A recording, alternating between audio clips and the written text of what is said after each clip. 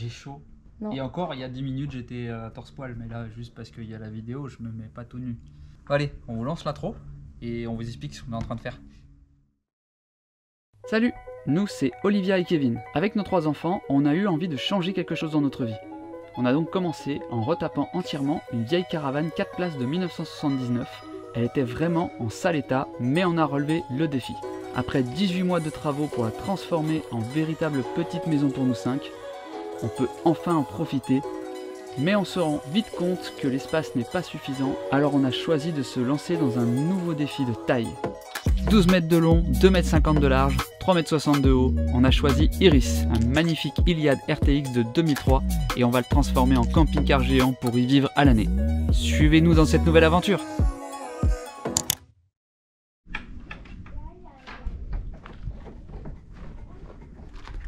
La sécurité avant tout. Hein, Fabrice? Bon, qu'est-ce que je suis en train de faire? Je suis en train de couper du contreplaqué filmé, tout simplement pour faire l'isolation des soutes. Donc je vais vous emmener regarder tout à l'heure. La première soute que j'ai commencé, isolation toute simple. Hein. J'ai mis du styro dur que j'ai coupé en bandes. J'ai mis des tasseaux et je vais refermer tout simplement avec ma planche en contreplaqué filmé. Donc là je vais la couper, je vais la positionner et si c'est tout bon, et je colle tout, je visse tout. Et puis on se retrouve dans la soute. Allez, c'est parti.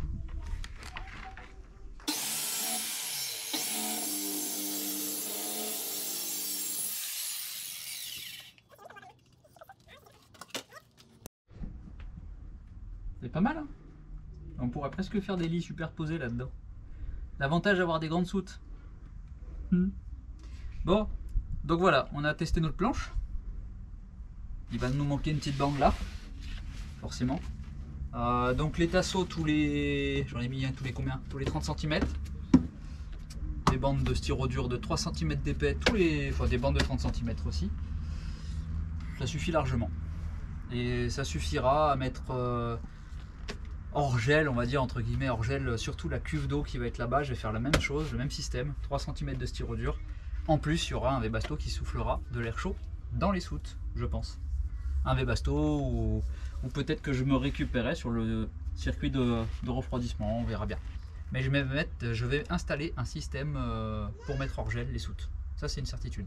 Bon, puis je suis complètement mal poli parce que j'ai même pas dit bonjour et bienvenue dans cette nouvelle vidéo. Voilà. Vaut mieux tard que jamais, comme on dit. Bon, voilà, du contreplaqué filmé de 15 mm, je crois, on a pris. Je sais même plus. Oui, ça fait bien 15 mm facile. C'est pas mal. Franchement, c'est costaud. C'est propre. Et maintenant, il n'y a plus qu'à tout visser. Je vais faire ma bande d'abord ici, la bande qui me manque. Et je vais tout coller, tout visser. Et puis après, on attaque la soute d'à côté, ici. Et cette soute là, il va falloir tout que je sorte. Le meuble ici, il va passer là-bas au fond pour faire du rangement. Et là, je vais avoir le coffre à batterie à faire. Les batteries qui sont là, qui sont en attente. Le coffre à batterie, quand il sera terminé, on pourra mettre nos batteries de manière définitive. Là, pour le moment, il n'y en a que 2 de branchés. Et il y a de fortes chances que Georges vienne me mettre ce qu'il n'a pas eu le temps de venir m'installer la dernière fois. Donc c'est-à-dire le coupleur séparateur, de manière à ce que le solaire me tienne en charge mes batteries du porteur, mes batteries du car. Ce qui n'est toujours pas le cas, donc je suis toujours obligé de désactiver mon fusible du chronotachygraphe. Bon, c'est pas très gênant, je le faisais jusqu'à maintenant. On va à l'étage, et je peux vous dire que maintenant, on s'en est sorti. J'ai les doigts tout dégueux. Et je peux vous dire que maintenant, on s'en est sorti au niveau du lino. Il y a quelques petits plis, donc je le disais dans la vidéo précédente, le scratch, le système d'auto-agrippant de Saint-Maclou, je suis pas à 100% satisfait, c'est pas ce qui se fait de mieux. Ça va, ça reste propre, c'est pas dégueulasse, mais je pense que dans le temps, voilà. Le gros avantage, c'est que si vous voulez changer votre lino, vous avez plus qu'à tirer dessus et s'en est tout seul.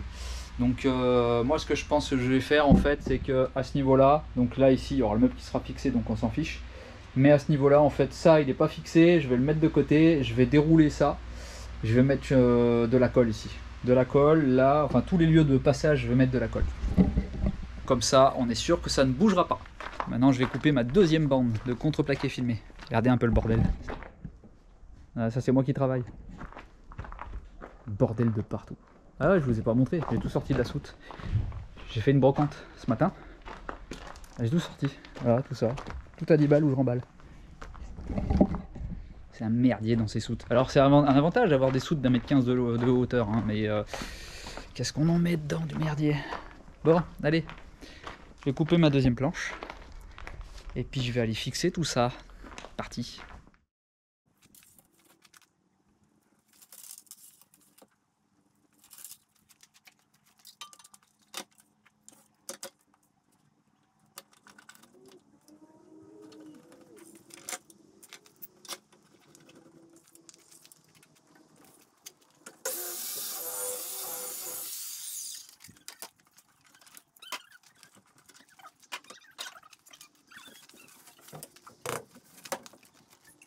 Bon voilà, c'est collé et vissé.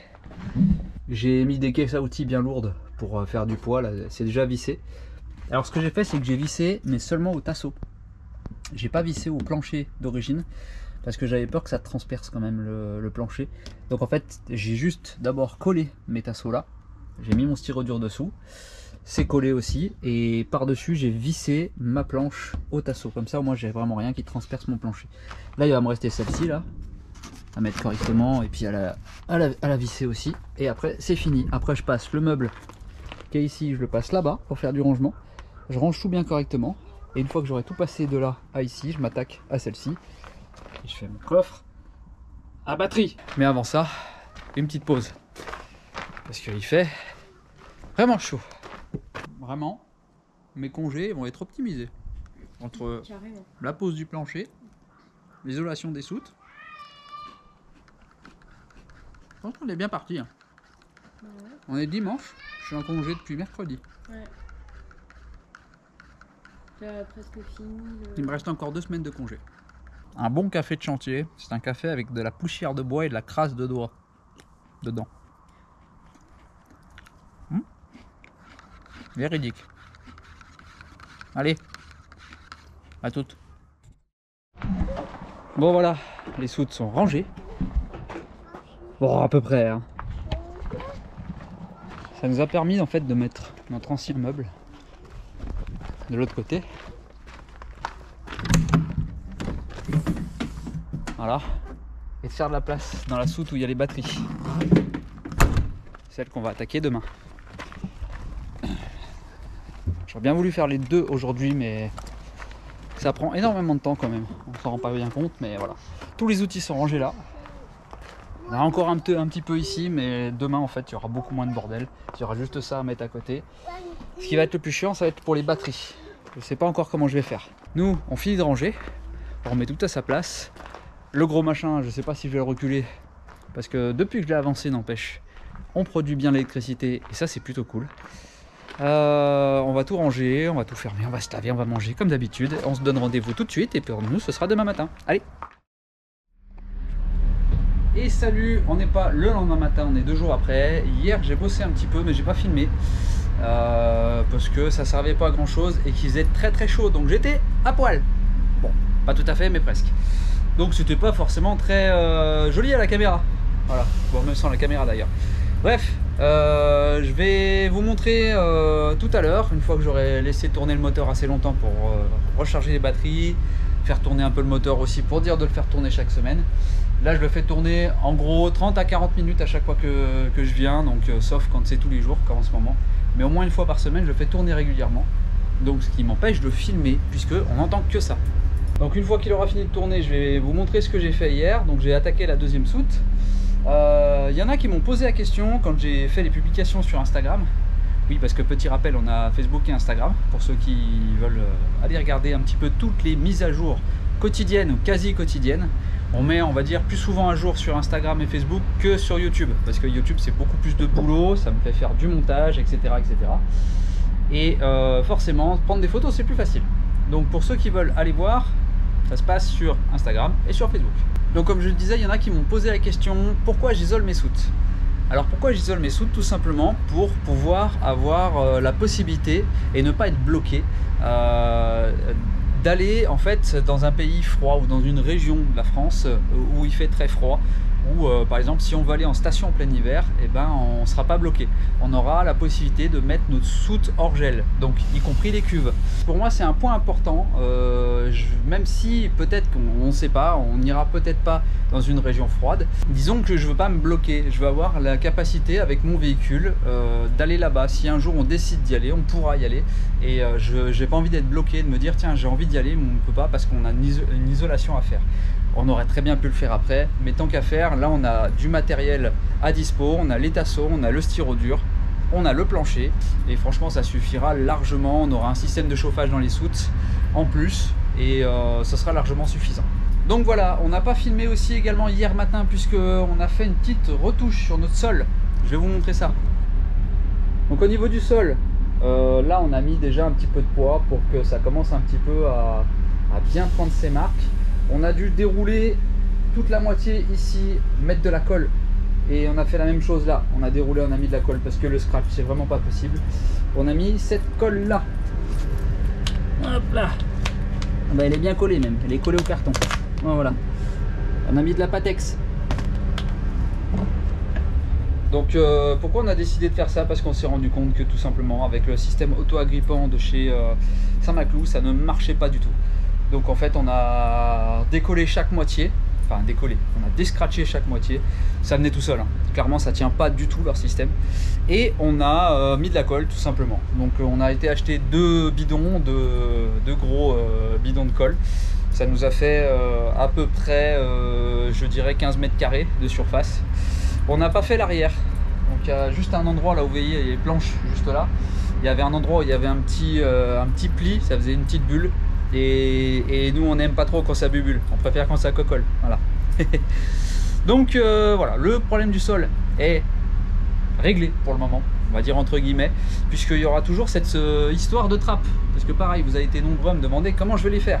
Et bien au moment où je vous parle, je ne sais pas encore exactement, j'ai une idée, mais voilà, je ne suis pas encore fixé. C'est-à-dire que j'aurai 2 types de coffres. J'aurai les coffres là où il y a les trappes d'origine. Je vais devoir faire des coffres amovibles. Là ici vous avez une trappe d'origine en fait à l'avant qui doit vous donner accès en cas où d'intervention technique. Moi ce que je vais faire c'est que je vais y intégrer un coffre là-dedans avec la possibilité d'enlever ce coffre. Donc j'aurai un coffre normal qui va s'ouvrir et qui donnera accès à rien du tout dessous. Donc on pourra mettre beaucoup de choses, et j'ai 3 coffres qui correspondent à mes 3 trappes de visite dans mon couloir central. Voilà. Bon voilà pour les explications, je vais laisser tourner le moteur encore quelques minutes et je vous reprends tout à l'heure pour les explications dans la soute et la suite des travaux puisqu'elle n'est pas finie. Allez, c'est parti. Bon voilà, on y est, le moteur est éteint et je vais vous montrer tout ça.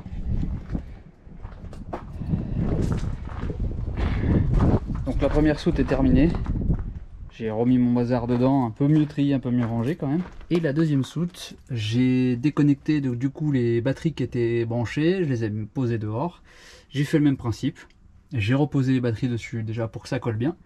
Et ce que j'ai fait, c'est que j'ai fait correspondre, parce qu'en fait, ici on a l'armature, là, qui arrive jusqu'en bas. Et ce que j'ai fait, c'est que mes tasseaux, je les ai mis à la hauteur de l'armature, voilà, avec l'isolation qui va venir là. En fait j'ai fait comme ça, j'ai bien raboté, et en fait la planche quand elle vient poser par dessus l'armature, ce qui fait que ça communique entre les 2 soutes. En gros ça fait en sorte d'avoir un sol le plus lisse possible sans l'armature. Donc là j'étais en train de regarder comment je pouvais faire pour finir la soute là qui est un peu tordue, elle part un peu en biais, elle fait des angles. Donc ce que je vais faire un gabarit avec un carton tout simplement, et puis ça ira très bien. Voilà un petit peu où on en est. Donc voilà où on en est. Et ben je vais aller chercher mes petits bouts de carton, faire mon petit gabarit et puis faire ma petite soute. Allez, c'est parti.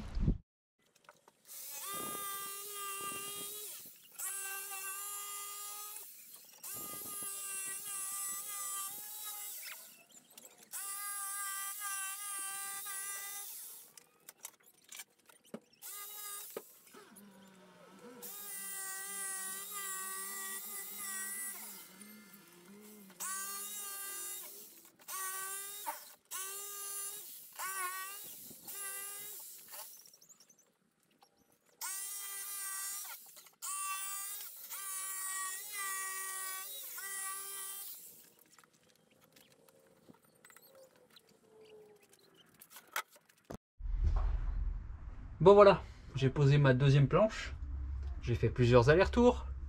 Toujours pareil, inutile de filmer ça. Mais voilà, j'ai dû égaliser. J'ai une soute qui part un peu en travers. Il n'y a pas que la soute qui part en travers. Voilà, c'est isolé, c'est collé, c'est vissé. Et maintenant, maintenant, il va falloir faire le coffre à batterie. Voilà, je vais peut-être pas le faire maintenant. Mais déjà, je vais prendre la décision de savoir si je les mets les 4 côte à côte. Si j'en mets 2 par-dessus 2 autres. Si j'en mets 4 à la ligne. Bref, il faut que je prenne les cotes. Alors, clairement, comment ça va se passer? Je sais déjà que ici, j'ai ma machine à laver. Ce qui fait que si j'ai ma machine à laver juste là, je suis à la place de la machine à laver, il ne faut pas que j'empiète non plus trop sur la largeur de la soute, puisque ici, je vais avoir mon chauffe-eau et mon surpresseur.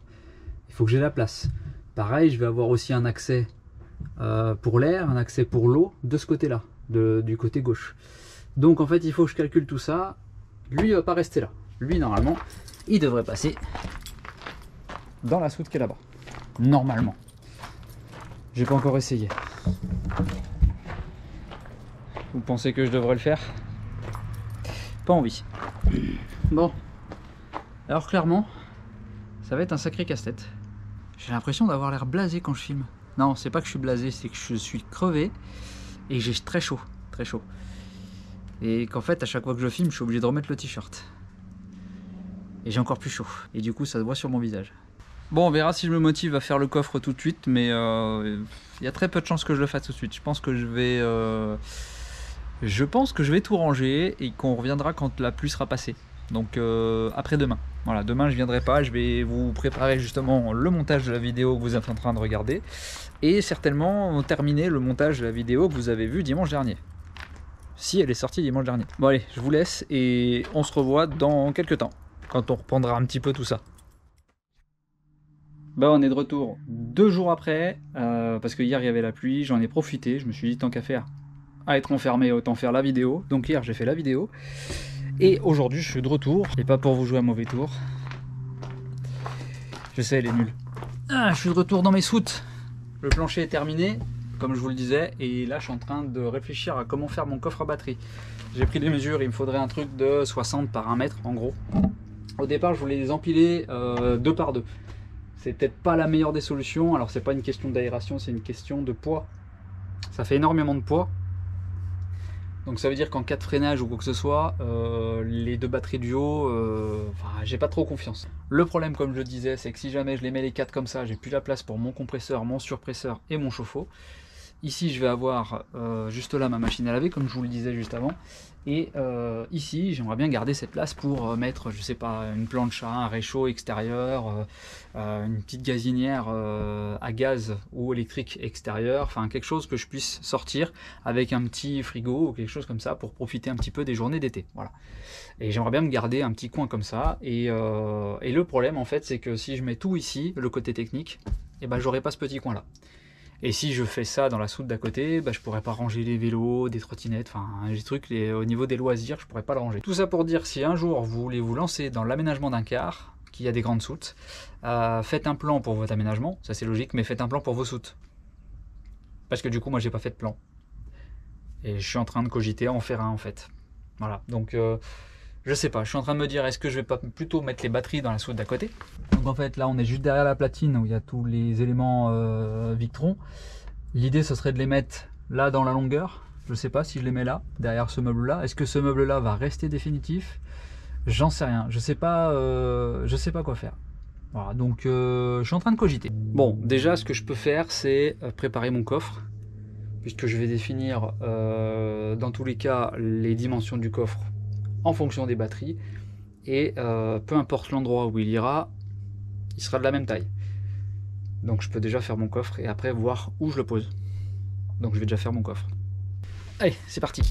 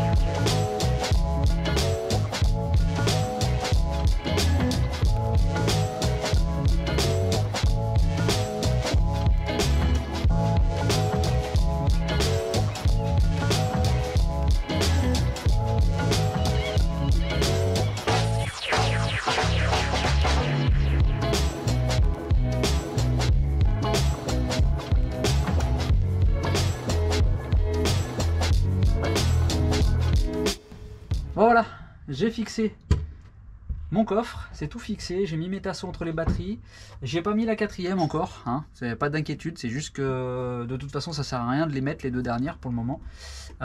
C'était vraiment pour faire des tests, donc Georges m'avait apporté ces 2 là.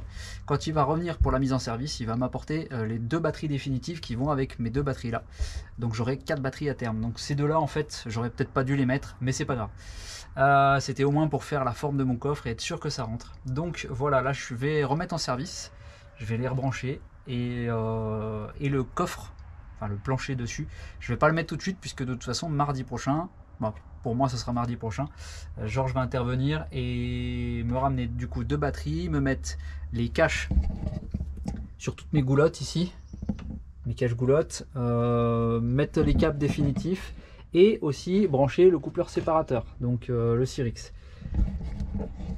Donc voilà, il y a encore un peu de taf, donc de toute façon ça sert à rien de mettre le couvercle tout de suite, mais il est déjà prêt. Il va falloir que je fasse les ouvertures pour passer les câbles et peut-être que je vais faire des aérations. Ça on verra par la suite, mais ce serait pas mal qu'il y ait des aérations. Donc voilà pour le coffre à batterie.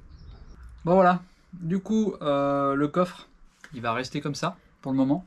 Dès qu'on a toutes nos batteries, il sera fermé définitivement avec la possibilité de l'ouvrir par le dessus. Je pense que je vais faire les ouvertures par le dessus, ce sera plus simple.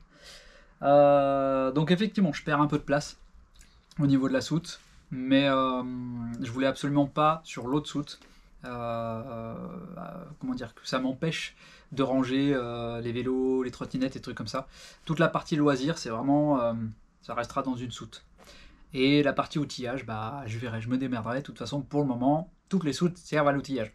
Bref, donc je pense qu'il est temps de finir cette vidéo, étant donné que de toute façon je ne vais pas avancer plus sur les soutes, donc il n'y aura pas grand chose de plus intéressant sur les soutes en tout cas. Pour la prochaine vidéo, là non plus je ne sais pas ce que je vais vous montrer puisque je ne sais pas sur quoi je vais travailler. Je pense que ça va être les cloisons parce qu'il y a une partie électricité, une partie isolation. Il y a plusieurs choses à faire en finissant les cloisons, donc je pense que ça va être les cloisons. Bon voilà, on va tout ranger, tout fermé et on va se casser. Et pour nous on se dit alors peut-être pas dimanche prochain mais à une prochaine. Allez, à plus tard dans le car.